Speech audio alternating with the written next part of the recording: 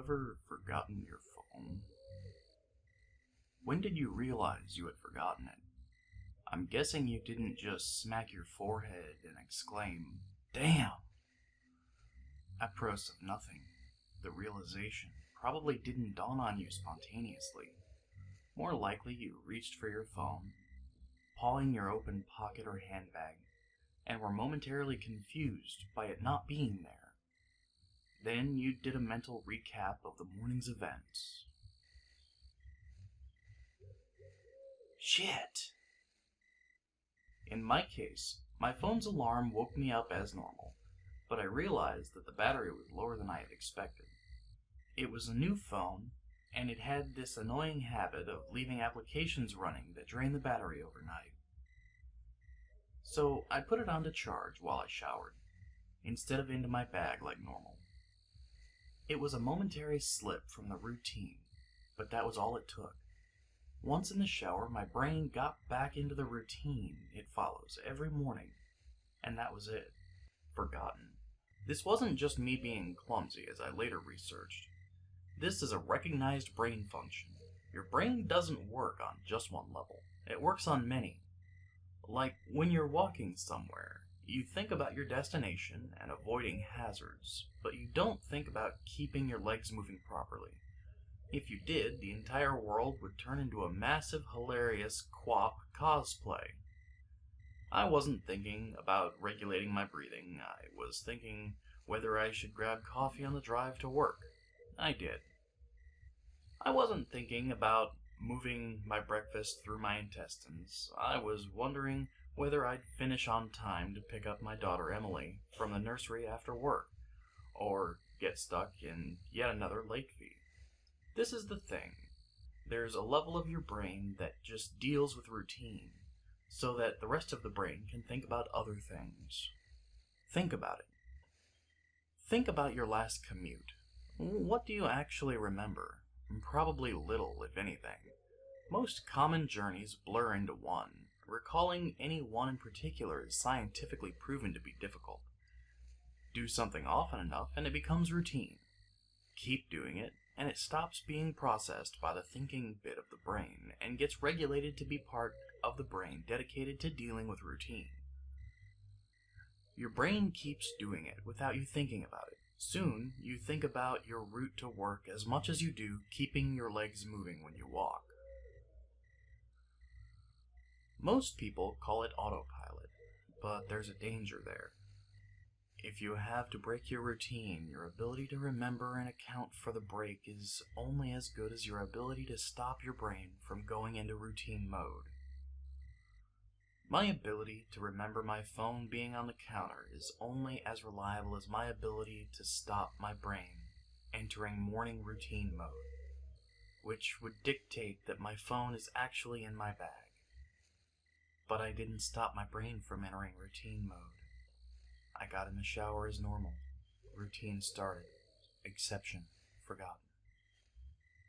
Autopilot engaged. My brain was back in the routine. I showered. I shaved. The radio forecasted amazing weather. I gave Emily her breakfast and loaded her into the car. She was so adorable that morning. She complained about the bad sun in the morning blinding her, saying it stopped her from having a little sleep on the way to the nursery, and left. That was the routine. It didn't matter that my phone was on the counter, charging silently. My brain was on the routine, and in the routine, my phone was in my bag. This is why I forgot my phone. Not clumsiness, not negligence. Nothing more. My brain entering routine mode and overriding the exception. Autopilot engaged. I left for work. It's a swelteringly hot day. The bad sun had been burning since before my treacherously absent phone woke me. The steering wheel was burning hot to the touch. When I sat down, I think I heard Emily shift over behind my seat to get out of the glare. But I got to work. I submitted the report, attending the morning meeting.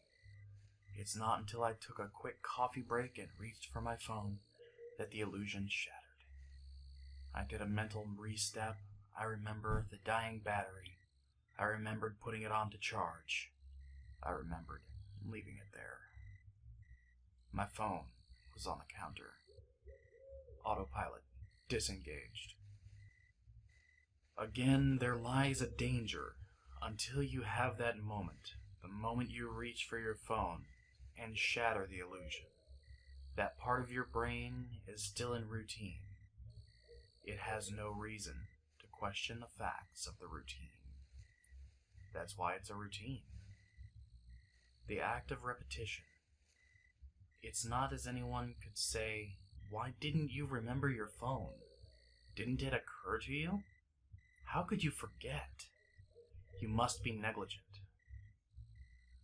This is to miss the point. My brain was telling me the routine was completed as normal, despite the fact that it wasn't. It wasn't that I forgot my phone. According to my brain, according to the routine, my phone was in my bag. Why wouldn't I think to question it? Why would I check? Why would I suddenly remember out of nowhere that my phone was on the counter? My brain was wired into the routine. The routine was that my phone was in my bag. The day continued to bake. The morning haze gave way to relentless fever heat of the afternoon. Tarmac bubbled. The direct beams of heat threatened to crack the pavement. People swapped coffees for iced smoothies. Jackets discarded. Sleeves rolled up. Ties loosened. Brows mopped. The parks slowly filled with sunbathers and barbecues. Window frames threatened to warp. The thermometer continued to swell. Thank fuck the offices were air-conditioned. But as ever, the furnace of the day gave way to the cooler evening. Another day, another dollar. Still cursing myself for my forgotten phone, I drove home. The day's heat had baked inside the car, releasing a horrible smell from somewhere. When I arrived in the driveway, the stones crunching comfortingly under my tires, my wife greeted me at the door. "Where's Emily?" Fuck. As if the phone wasn't bad enough. After everything, I'd left Emily at the fucking nursery after all. I immediately sped back to the nursery. I got to the door and started practicing my excuses, wondering vainly if I could charm my way out of a late fee. I saw a piece of paper stuck to the door. Due to vandalism overnight, please use the side door today only. Overnight? What? The door was fine this morning. I froze. My knees shook. Vandals. A change in routine. My phone was on the counter. I hadn't been here this morning. My phone was on the counter. I had driven past because I was drinking coffee. I hadn't dropped off Emily. My phone was on the counter. She had moved in her seat. I hadn't seen her in the mirror. My phone was on the counter. She had fallen asleep out of the bad sun. She didn't speak when I drove past the nursery. My phone was on the counter. She'd changed the routine. My phone was on the counter. She'd changed the routine. I had forgotten to drop her off. My phone was on the counter.